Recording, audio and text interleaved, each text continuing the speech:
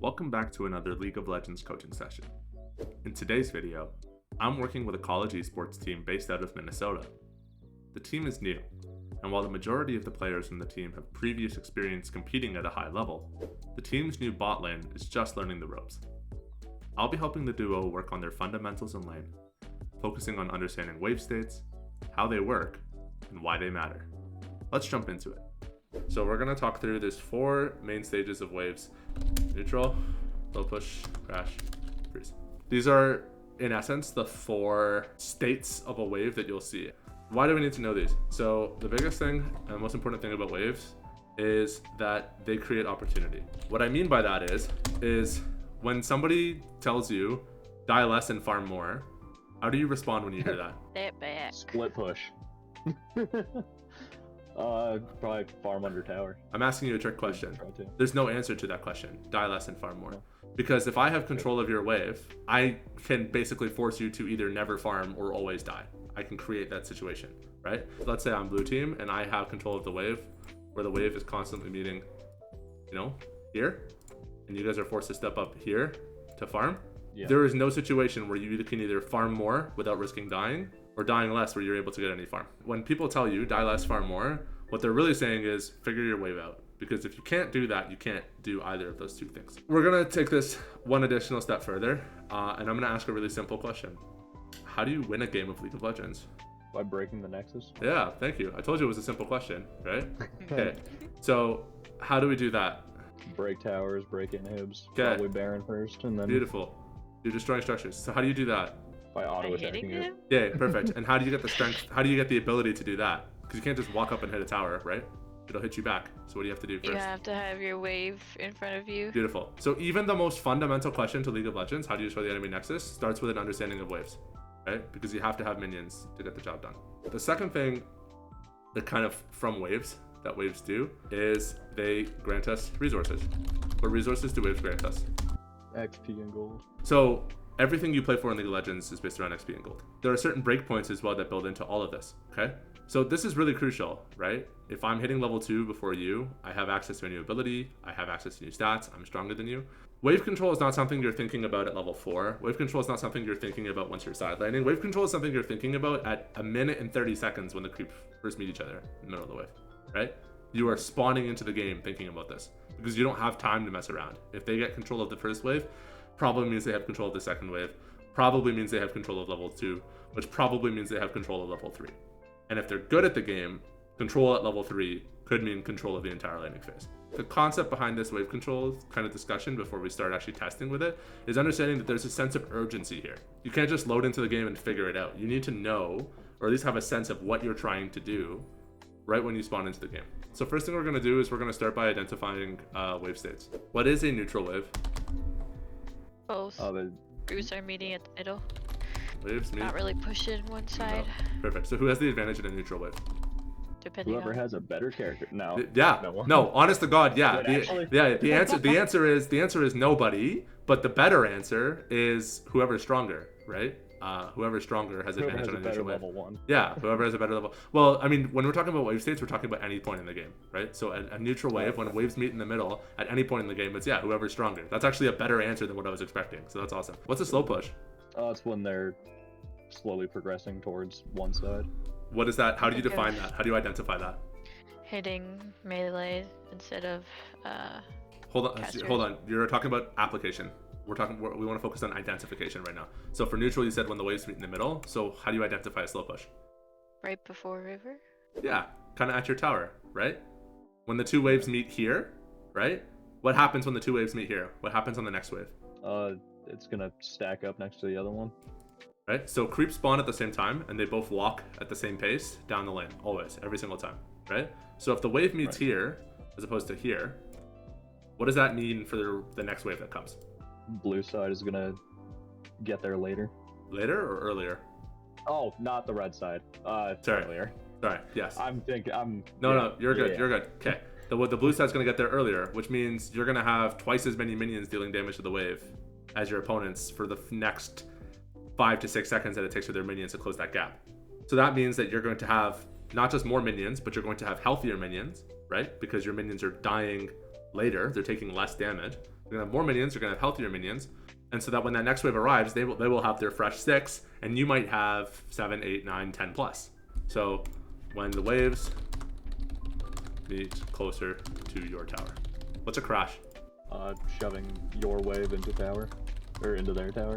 When your wave arrives completely under the enemy tower. This is important, right? A crash. Yeah. A crash Make is sure you this is crash not it. this is not a crash right here, right? A crash needs to Right. be right here under the tower. What happens if the wave meets right here? What we talked about right here. It'll slow push. Back. For the it could be. What else could it be for the enemy? If your wave meets the enemy wave right here, depending on how many minions you have, what else could it be? Well, the same thing could happen to you in free. reverse. Yeah, There. exactly. They could start slow pushing it back into you, or depending on how many minions you have, it could freeze for them. Okay, so slow push and freeze both start close to your tower, right? So that's why I added this little asterisk here, is when you have more minions. What's a freeze? Right. When you have less minions Yeah, beautiful. When the waves in front of your tower. meet closer to your tower, and the enemy has more minions. Now, there's a whole grid description for like how many minions you want to have at each point in the lane to establish a freeze. Generally, the rule of thumb is if it's like kind of at this point here, between like the tower and like the tip of that wall, or on this side, kind of between the tower and the tip of this wall, it's about 4 minions. Okay, about four more minions. Okay, and then that number gets less the closer you get to the center of the lane. So like here might be 3, here might be like 2. You know what I mean? But generally speaking, if the enemy has more minions than you and the waves meet, and the reason for that is it's the same logic for slow push, right? Your minions are going to be fighting their minions, right? You're helping kind of hold it or trim it out. Well, your wave's going to arrive faster. So even though they have more minions and their wave would be pushing faster, your wave arrives faster. So it essentially creates a new neutral state. What can we do with a neutral state? Decide what you need to do. Yeah. Anything. Anything, right? Anything We can that's start gonna slow make it pushing it. We can start slow pushing it. We can try to start setting up a freeze by using. We can start go trade. Potentially, you can even roam, right? If it's a neutral phase and they're not contesting it, we can pretty much do anything at a neutral state. Okay. What about in a slow push? What can we do with a slow push? Well, we Yeah, can but- crash it and then get a back timer Okay. if needed. Build and crash. What else? Dive. Okay. So set up a dive. What else? It'll keep Pass slow out. pushing. It keeps growing. Yeah, exactly. It keeps growing. So that gives you an opportunity. What can you do as a laner if you know your lane's going to push automatically once you hit that slow push? Oh, shove them off, keep them off waves. Trade, on 'em. right? Trade and poke. Because you have control of your wave, right? You are slow pushing it in the direction that you want. Trade and poke, Right. okay? Because you don't have to interact with that wave to create the conditions that you want. All you need to do is get your last hits. What about a crash? We talked about this a little bit. What can you do when you crash? Hit tower. Nice, Yeah, beautiful. power plate, roam, reset. Push, reset, roam. That's pretty much it. Hopefully by now you realize that when you have control of a wave, it gives you options. Look at these Right. actual things that you can do. I can hit the enemy tower. I can recall and go spend my money. I can go roam and influence the map. I can go ward. Okay. When I have a slow push, look, I can look to trade and poke the enemy. Right. I can try to build a health advantage so that I can set up a dive later. Right. This is giving you something to play for. If you're not thinking like this, what are you actually doing in your lane? AFK farming. You're exactly. You're passively waiting for the enemy to tell you what you can and can't do. Okay? That's the worst way to play League of Legends, is to let somebody else tell you what you can and can't do.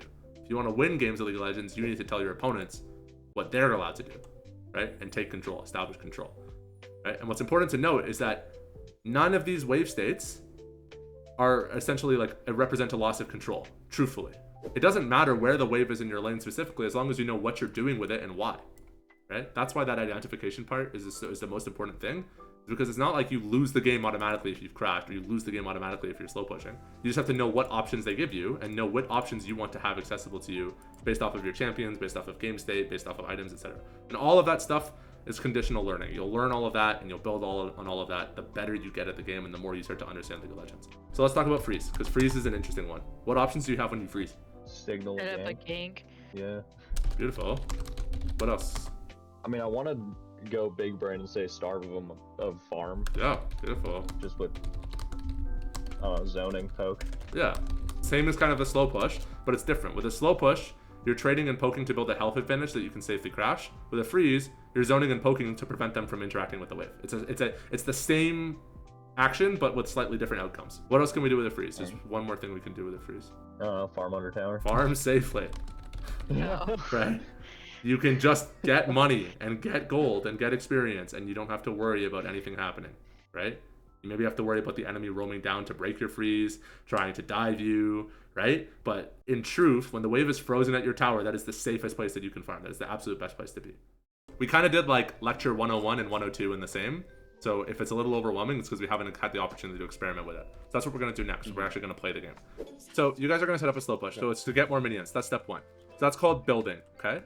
Now, if you kill all of our minions, that's kind of bad too, because then your wave will hit our tower, and then all of a sudden you don't have a wave, okay? So you just want to get, like, we're going to start by trying to get 1 to 2 minion advantage, okay? Then the next wave is a slow push, right?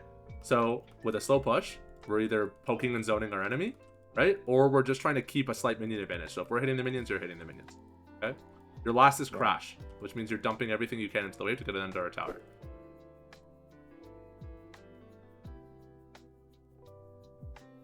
So you guys are about to hit level 2 soon, right? As soon as that third melee minion dies. Okay? So at that point, all you're trying to do is hold your slow push. So look, you've got 5 minions, so you don't want to keep slamming the wave, you just want a last hit. You just want a last hit. Okay. It's okay. You're still fine. You're still fine. You just want a last hit. Cooper's helping you out. He's being a homie. Okay. So now, their third wave is here. Our third wave is arriving. We need to start dumping everything we have into the wave. So that means abilities too. You want to put abilities on. You want to try to poke them if you can. Keep them off it. Judith, get up here. Judith, get up here. What do you... Get up here. Yeah. Get up here. Yeah. Judith, a crash, if you're playing 800 feet behind your minions, you're not right-clicking the minions right now. You see that? You're playing behind your wave. You're not right-clicking the minions. You need to be just putting everything into the wave. Right? So what Cooper's doing right now, I'm really happy he did that. Okay? I actually think we can leave the lobby right now. That's beautiful. Thank you, Cooper, for doing that. I appreciate you, coach. Let's hop out. We're going to study that. This is our Harvard MIT analysis of lane states. Okay. So Judith, what's your job in a build? Last hit. Okay. Minions. Not quite. Last hitting means you're only hitting the minion on its last life. So what are you actually doing? You're trying to build the amount of minions you have versus the enemy. So what are you actually trying to do? Guys, don't overthink it. You're all college and university students. I know you're smart people, okay? Don't overthink the question, okay? You need to have more minions. You need to have more minions than the enemy. James said it eloquently earlier. James, remind us. How do you get more minions than the enemy? You kill it. By making them have less minions. By making them have less minions. Right? You have more minions by making them have less minions. It's beautiful. It's the best explanation I've ever heard for building a wave. Okay? So you have to hit their minions. If you're just last hitting and Cameron's just last hitting, what happens? Don't overthink it. Yeah, nothing, because you're both just last hitting, right? Nothing happens. So in a build, you need to hit the wave more than Cameron is hitting, right? And my recommendation is you want to get like a 1 minion to 2 minion advantage on your build, okay? As soon as you have that 1 minion to 2 minion advantage from a neutral state with you both actively on wave, what is that called? I did that. Slow There's push. a name for it. Slow push. James got it. Perfect. Okay. Judith, it's just 4 words to learn. There's only 4 words we're ever going to talk about. Neutral, slow push, crash, freeze. So this is the slow push, right? We have... Now, if we were going to get really technical, this is actually a really advantageous slow push because all of their minions are casters, which means you're going to cleave through those minions way faster than the other waves, right? Because casters have less health. So this is very much a slow push because we have +1 minion and also we have 2 melees that are going to tank their casters and our casters are going to shred through their casters. So what do you already need to be thinking about from this situation on? So, well, once we get into that wave, we'll wait till the video catches up again. And again, we're not going to worry about the positioning. We're not going to worry about abusing level up timers right now. We're just going to worry about the wave itself. So once you get to here, as soon as that minion pops, you have this advantage. What's the next step that we already need to be thinking about? The next step. After you slow push, you get a... You crash. Perfect. Okay, zone. so we wait for that third wave to arrive to crash. Why? Why do we wait for that third wave? Because we don't want them to freeze. What happens if you just start hitting this minion wave right now? Oh, it'll crash too quick. It would crash too, and why is that bad? Or it wouldn't even crash. It would just stop. It may not crash because you're not strong enough. Yeah, you're not strong enough to kill it. You have to wait for our minions. You'd have to wait for your minions. Their minions are going to meet closer to their tower. They have a cannon wave, and now all of a sudden you're getting dunked on by a Kai'Sa Nautilus that's about to hit level 3 on a cannon wave. So how do you stop them at this point from this wave? Because you've got your slow push now. How do you stop them from it up? Attack Kai'Sa. Attack Kai'Sa. Beautiful. Beautiful. Okay. This is that identification process that I really want us to hone in on, okay? It's just learning and identifying the states and the requirements. If you hit Kai'Sa right now, Cameron can't interact with the wave, right? He can't cut. Right. He can't touch the creeps. He can't stop your slow push, right? He's gonna risk losing a ton of health to do that, which makes engaging later on harder. Okay, and now all of a sudden you're in a position where, because you're holding an aggressive line, it's a lot easier for you to start crashing as soon as that next wave arrives. Okay, so now let's play it, because even though you didn't do that, Cameron and Coop, I gave them instructions to not mess this up too much. They still let you get your slow push. So let's play this out and focus on that crash component, because that's really where hits the fan. So. Yeah, it got a little rough. So right here, you have your slow push, okay? Coop helped you out because we had actually overpushed a little bit. Coop helped you out by thinning it out a little bit, but this is good. We've got our 3 minion advantage. So what are we doing right now? Pause. What are we doing right now? Crashing. Crash. Okay, so what is your job in a crash, Judith? What's your job in a crash, Judith? Putting everything into the What does everything mean? wave What to get it to crash. Yeah, good. What does everything mean? Hitting the enemies. No. Using abilities. Hitting the enemies doesn't hit the affect the creep wave. You should be hitting the enemies, but that's not the crash itself. It's pressing, it's right clicking and using your abilities on the creep wave, right?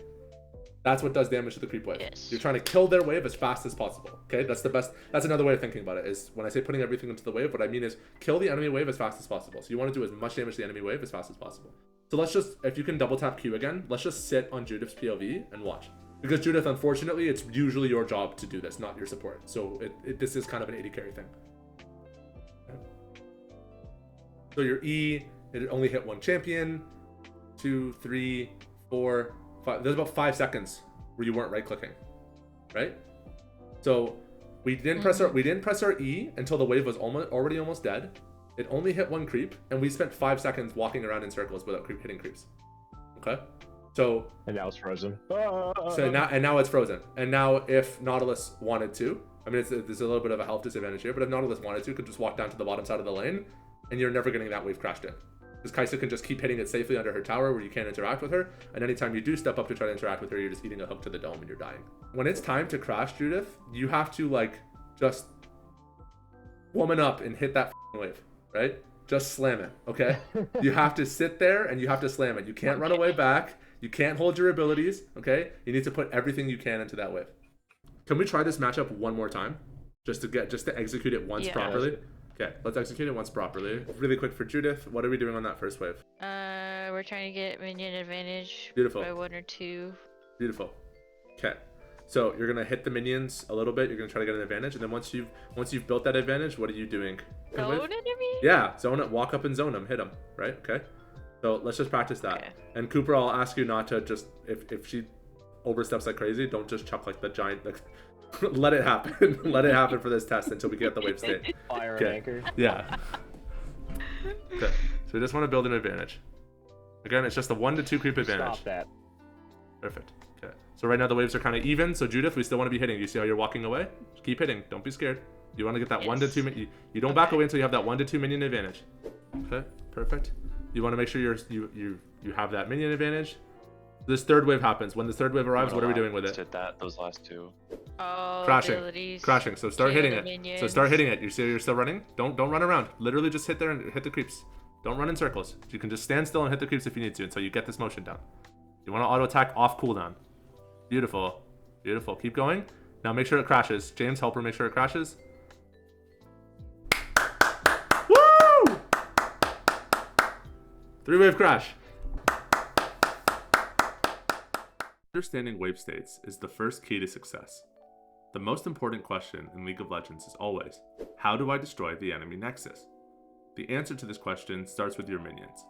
From finding early level advantages in lane to executing late game backdoor shenanigans, minions are the bread and butter of the game. If you enjoyed the video, don't forget to like and subscribe for more content. Want me to coach your team? Join the Discord server using the link in the description down below to learn more. Thanks for watching, and see you next time.